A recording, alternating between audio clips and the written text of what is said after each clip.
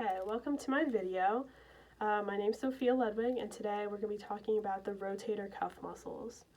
So when I first am asked to identify the action of a new muscle, there are a few steps that I try to take to help me figure out that new muscle. So number one is I try to identify the muscle. I feel like this helps me to become familiar with it and understand possibly more of the functions and where it attaches within the body. So that leads us to number two, which is identify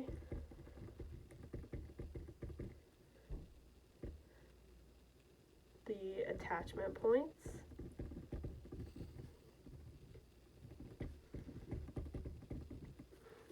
By identifying the attachment points, such as the bony processes and the other bony structures that the muscle attaches to, it allows us to orient ourselves within the area of the muscle and also gives more clues as to the possible function. So next, I try to recognize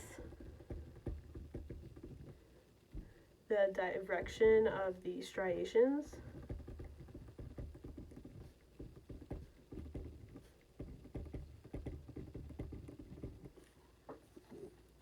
So by looking at the striations, you can see which way the muscle leads, once again, where it attaches, and that can also give some insight as to whether the muscle moves the body part either superiorly or inferiorly or medially and laterally. So next I try to imagine or act out the movement of the muscle with my own body.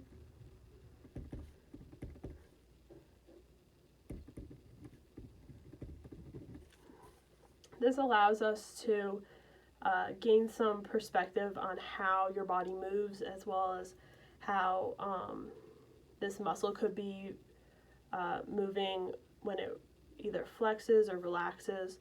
So that helps to just gain perspective on the body. And one tip that I try to use is if you mark the muscle on yourself with a washable marker and then contract and release the muscle, you can learn more about that muscle's movements and become familiar with how that muscle moves. So that's just a tip that I've learned that helps me. So now we're going to move on to talking about the rotator cuff. So the rotator cuff is made up of four muscles that hold the head of the humerus against the glenoid cavity. And this occurs when all of the muscles work together. When they work separately, however, the head of the humerus will rotate medially, which means towards the midline of the body, laterally, which means away from the midline of the body, or superiorly, which refers to abduction. So what I've done is I've gone ahead and I've drawn the shoulder blade and the scapula in different views. So right here we have the posterior view, and on the left we have the anterior view. And I've also gone ahead and labeled some of the important bony processes and skeletal bones, just to give us some perspective about where we are and how these muscles may attach.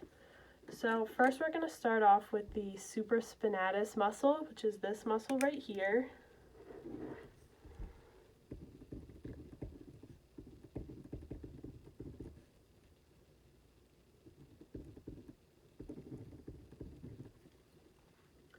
It originates at the supraspinatus fossa of the scapula, this muscle right here. It's a cylindrical muscle.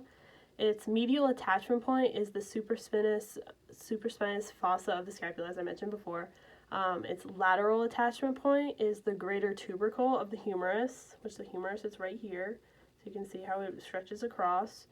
Its function is the initiation of abduction of the arm, and it also assists in the stabilization of the humeral head in the glenoid cavity. And as you can see, the striations are more horizontal in their nature rather than being diagonal. So next we're going to talk about the infraspinatus muscle, which is this muscle right here.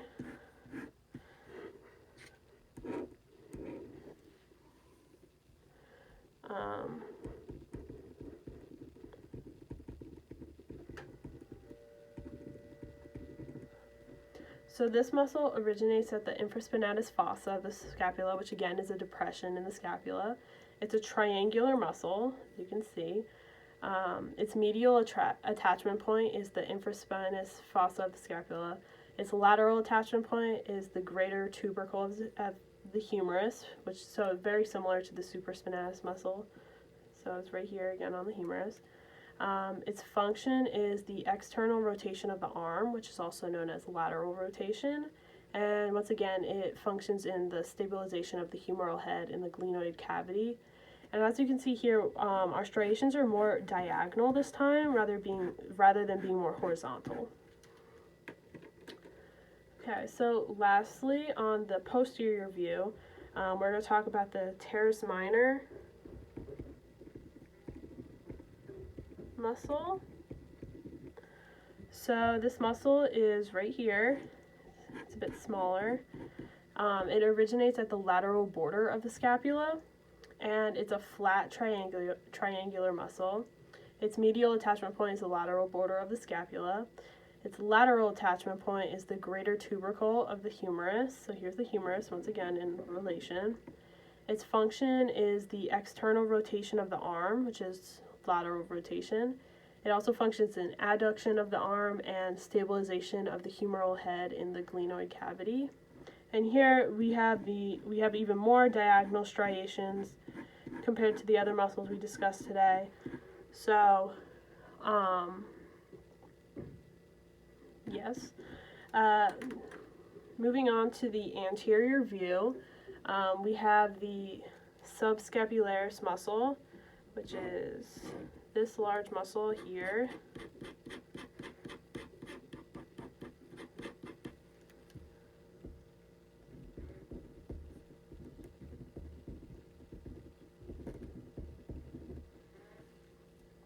So this muscle originates at the medial side, which is right here, this is the medial side, of the subscapular fossa at around 2/3 of the way down. So it starts in the middle.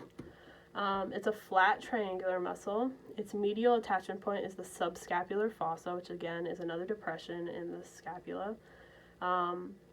Its lateral attachment point is the lesser tubercle of the humerus, which the humerus is over here on this time. Its function is the internal rotation of the arm, which is known as medial rotation. And once again, stabilization of the humeral head in the glenoid cavity. And here we have slight diagonal striations once again. Not as diagonal as the teres minor muscle, but more so than the supraspinatus muscle, which is more horizontal. So all the information from today's video came from either Dr. Waters' module for week 9 or Dr. Christopher Becker and Dr. Dimitrios Mitilianos, who are both MDs, on the website kernhub.com. So thanks for watching.